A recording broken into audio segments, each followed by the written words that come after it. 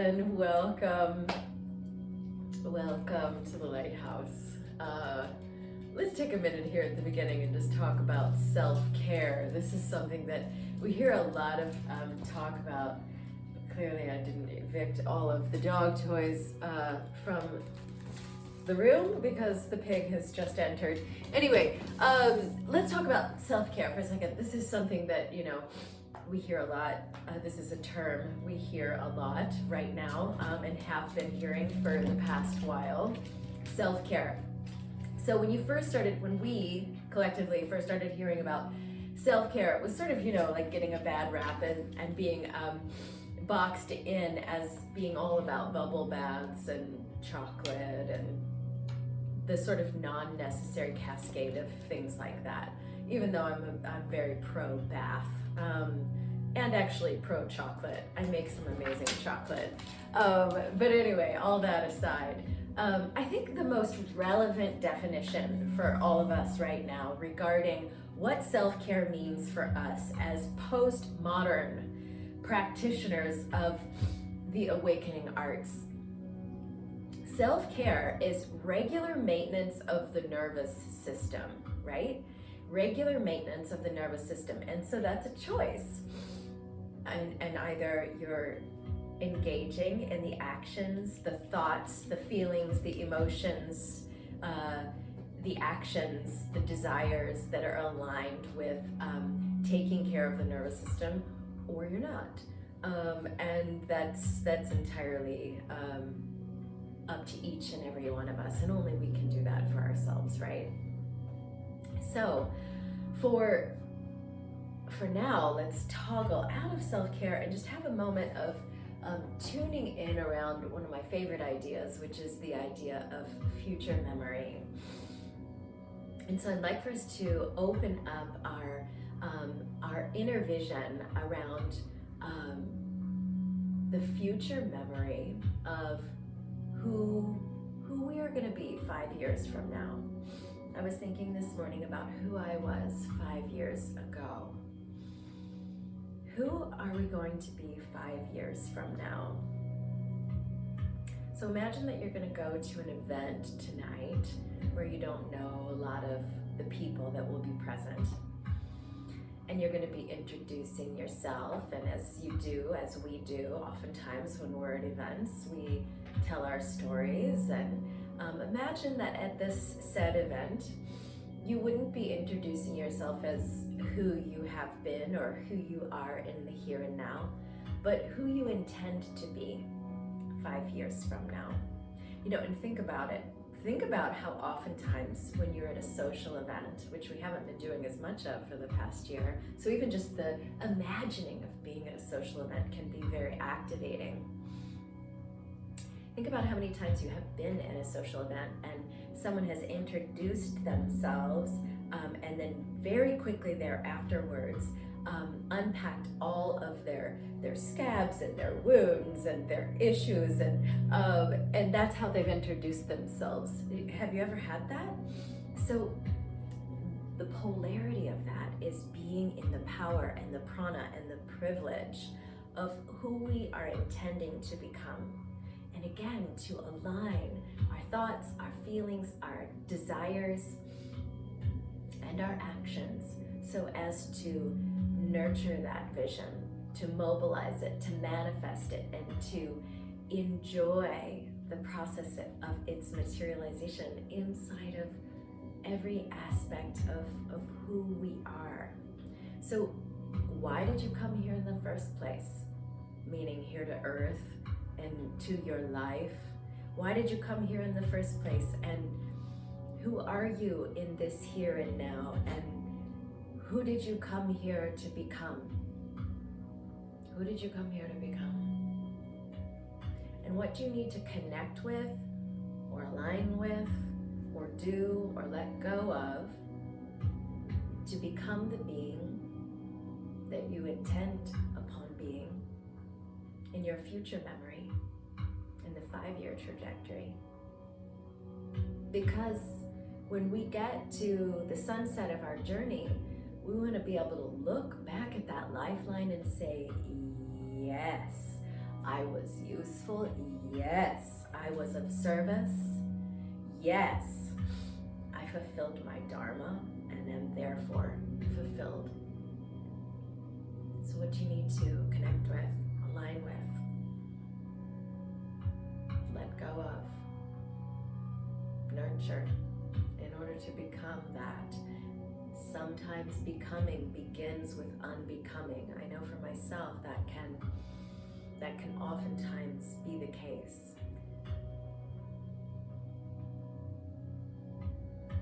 Destiny, necessity, mission, usefulness, genius, service, elevation, alchemy, vision, passion, velocity, legacy. These are all the qualities that we want to see alive and high and vibrant inside of our inside, of every thought, action, feeling, emotion, desire. So for today's activation meditation, we're going to work with a mantra that is one of the quintessential mantras, and it's the mantra of Har. And it's spelled H-A-R, but it's pronounced with that sort of Spanish sounding R. Har. So it's circular, it's round, it rolls in the mouth, okay? And you're using the tip of the tongue in its relationship with the roof of the mouth to create that beautiful Har. So you're going to be saying it on a rapid, continuous feedback loop. And so Har is invoking within you the creative power of infinity, so that you are actually then emitting the creative power of infinity. And I don't know about you, but for myself, when I think about who I intend upon being in 5 years from now, and when I really hold a big tent up for the multiplicity of passions that I have, and how I would really like to be of service and to be of use, of usefulness with all of them, I'm gonna need the creative power of infinity as my ally. Not just like a little wheatgrass shot. I need like the power of infinity. And so I want us to use this mantra to get us there, okay? So here are all of the moving parts. You're gonna use your thumb to connect up with the tip of the middle finger, ring finger, and pinky finger, like so. So your Jupiter fingers are extended up like antennae, okay? And then you're gonna literally take them up like antennae of the most magnificent, insect, animal, whatever, send it up, connect. And you're gonna look at the tip of the nose. If for any reason during the sustain of the meditation, if that feels like too much, close the eyes down and have your gaze penetrating through your brow center. So either eyes closed looking through the brow, or eyes open 1/10 of the way open. Just 1/10 of the way open. So you can see as you're looking at me that you're not necessarily seeing the whites of my eyes. And if you are, it's probably just a little sliver of a moon that's visually available. So 1/10 of the way open, stabilizing the gaze. I was mentioning this earlier this week. This is so good for the pressurization of our pituitary gland, which we want to activate when we do these kinds of Kriya meditations, because then the nectar of our highest aliveness is going to begin to get secreted, versus all of the sort of common stress hormone cocktail that we're used to swimming around inside of our biochemistry. So looking here, hands up, and I'm going to change the music here in a minute so we have a soundtrack to do our practice with. Every time you sound the Har, pull your whole abdominal wall back, in and up, and recognize that the pulling of the abs doesn't necessarily just begin at the navel center, even though this is such a powerful place. It begins at the navel center. I'm sorry, it does not begin at the navel center. It begins at the pelvic floor. So you're gonna initiate that activation at the pelvic floor, Then feel the pelvic floor, rectum, sex organ, and navel all team up, and then pull back and lift up. So it's a lot of internal stuff. You don't necessarily need to be thinking about all the musculature and its engagement, but just get everything moving as much as you can. So it's creating a massive ascension of the life force, of the chi inside of your body, okay? So I'm gonna do it with you. I may stop and chat every now and again, but I'd like to do this with you. It's a killer soundtrack to do it with, White Sun. So create the mudra, join the thumb with the middle, ring and pinky fingers, extend the arms up, and really find the victorious shape of the V in your whole body. If you can, I neglected to mention this, if you can, be seated on your knees in Vajrasana, rock pose. Set the gaze, either at the tip of the nose or with the eyes closed, piercing the brow center with that internal drishti. And we're going to be whispering the mantra, okay? So have a listen and then dive in as soon as you can. Bringing the creative power of infinity into your being so that you can energize and activate the multiplicity of passions that you have to feed and fuel your future memories so that you become, beyond a shadow of a doubt, the person that you intend to be 5 years from now. So,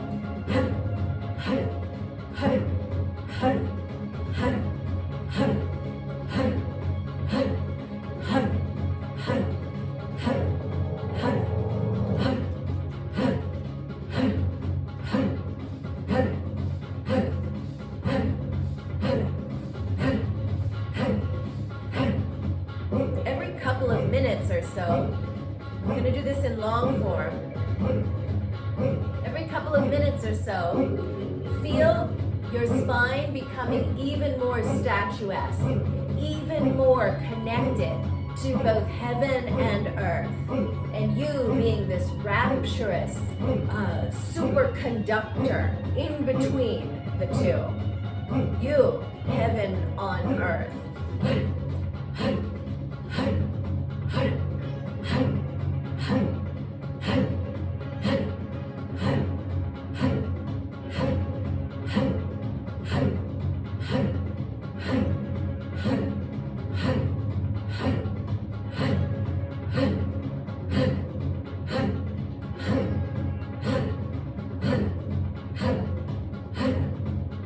Have the aura to hold it. Have the aura to crack it open and get inside of it. And have the aura to become it. Really seeing your whole field, your axis and your orbit.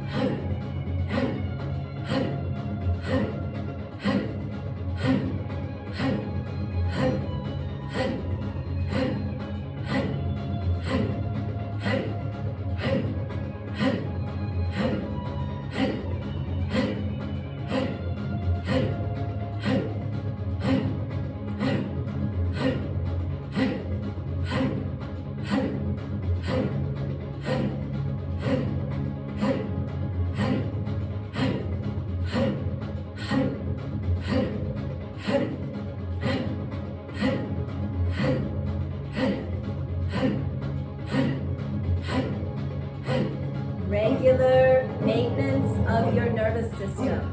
This is the self-care of 2021.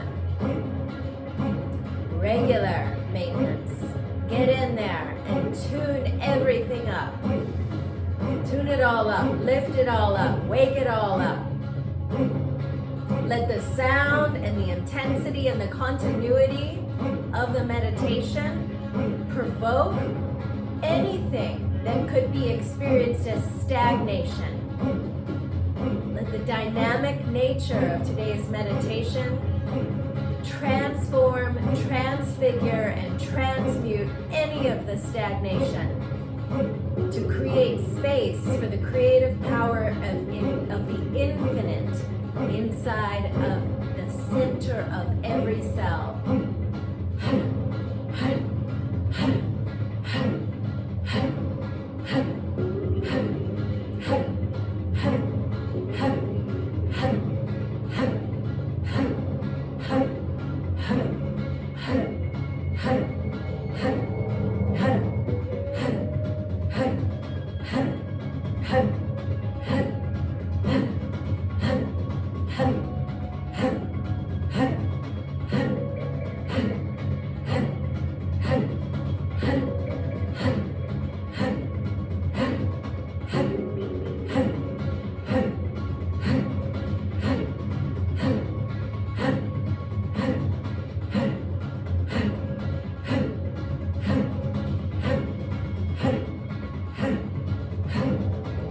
Cultivating command of your sensory system, of your glandular system, of your nervous system, and of your ability to self-elevate. Self-elevation. This is a superpower that we need to be super aligned with for the way forward. All the doors are opening.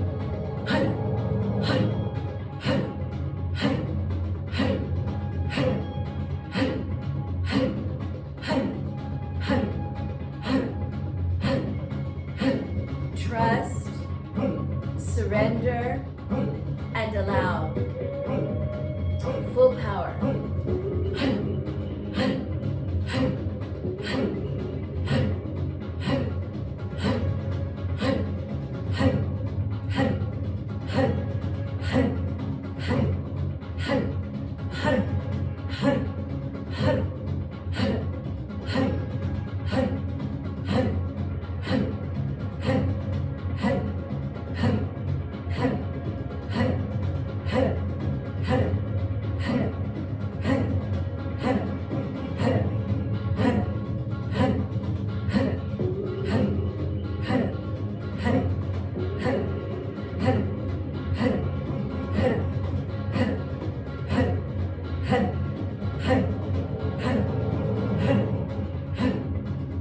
Have a meticulousness in the way you are paying attention to what is auditioning for your attention.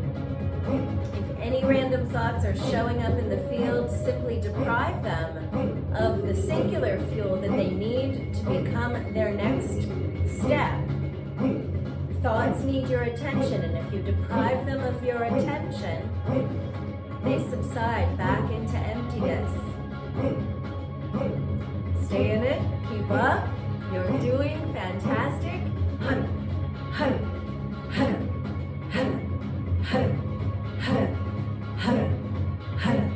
Crystal clear radiance.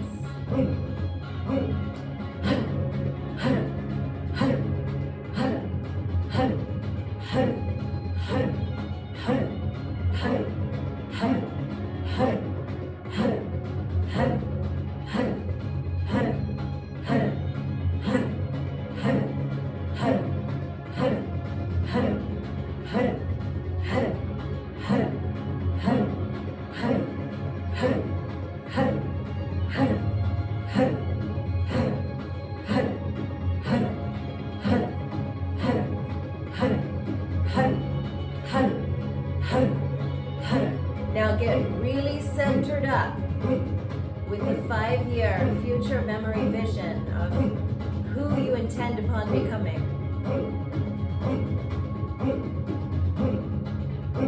Hold a big enough space. Have enough life force in your body to be able to mobilize and manifest and materialize.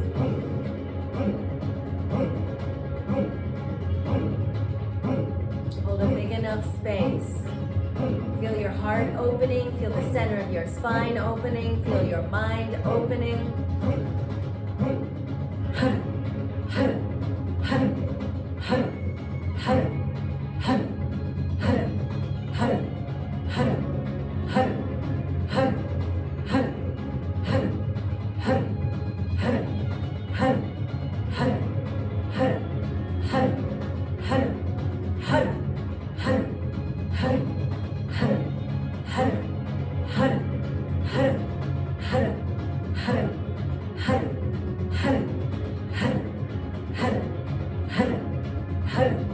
Feel the toes of your feet spreading.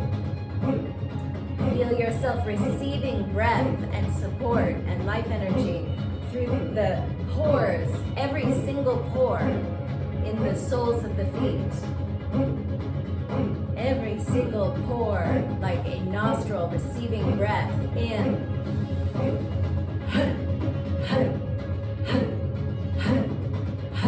Open up the feet. Even if you have on shoes, open up the feet.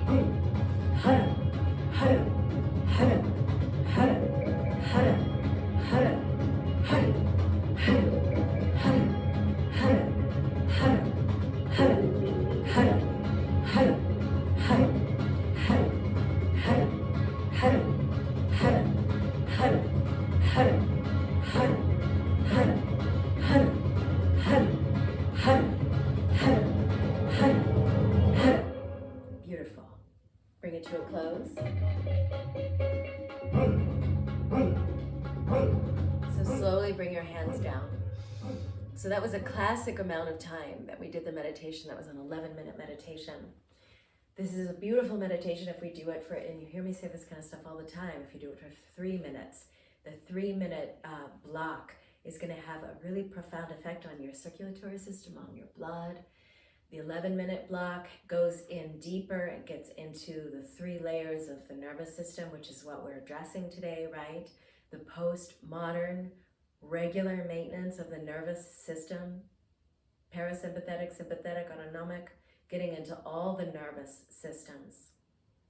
And then if you wanted to do this on your own for longer, you could go into the 22-minute bracket. You could go into the 31-minute bracket. You could go into the 60-minute bracket, and feel yourself completely moved. I'd like for you to just come into whatever position is most comfortable for you.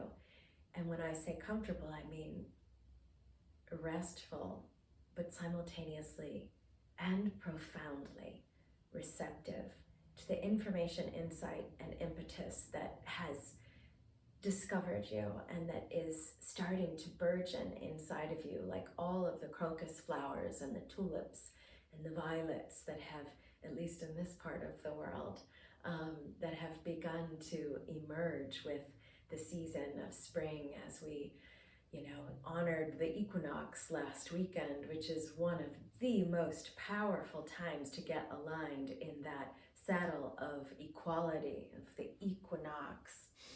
So let yourself, let your eyes just close down and breathe.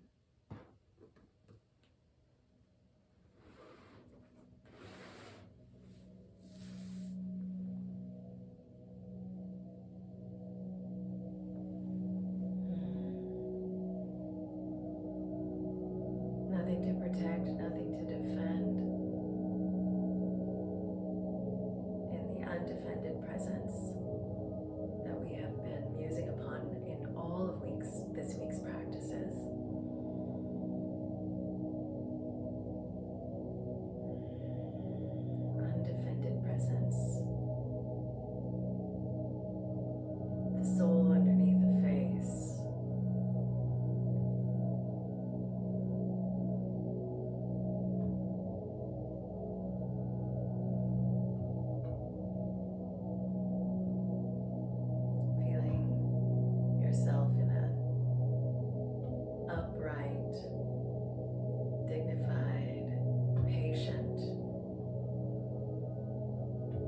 expression and experience of straightforwardness and simplicity and eternity.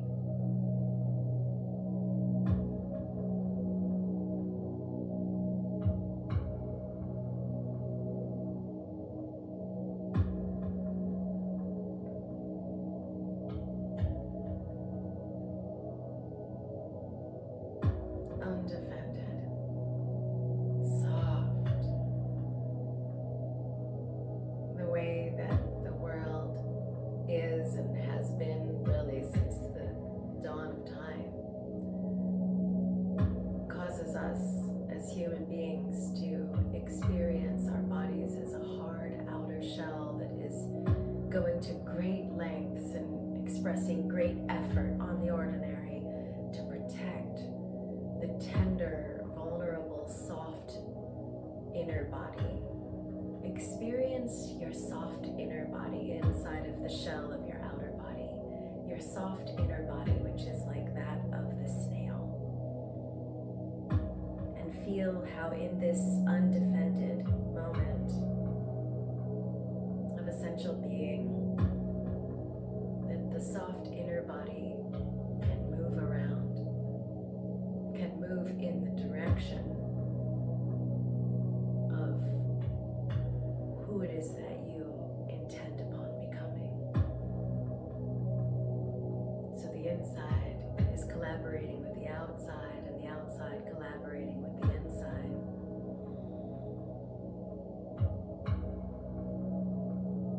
Conjure up the future memory of who you came here to be.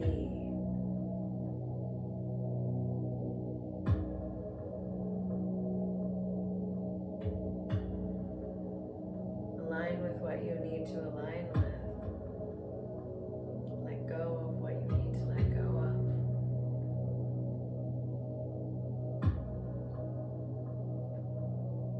Some suggestions for us in the season of spring. Drink water from the spring where horses drink. The horse will never drink bad water. Lay your bed where the cat sleeps. Eat the fruit that has been touched by a worm. Boldly pick the mushroom on which the insects sit. Plant the tree where the mole digs. Build your house where the snake sits to warm itself. Dig your fountain where the birds hide from the heat. Go to sleep and wake up at the same time with the birds, and you will reap all the day's golden grains. Eat more green. You will have strong legs and a resistant heart, like the beings of the forest. Swim often, and you will feel on earth like the fish in the water. Look at the sky as often as possible, and your thoughts will become light and clear. Be quiet a lot. Speak little, and silence will come into your heart, and you will be full of peace.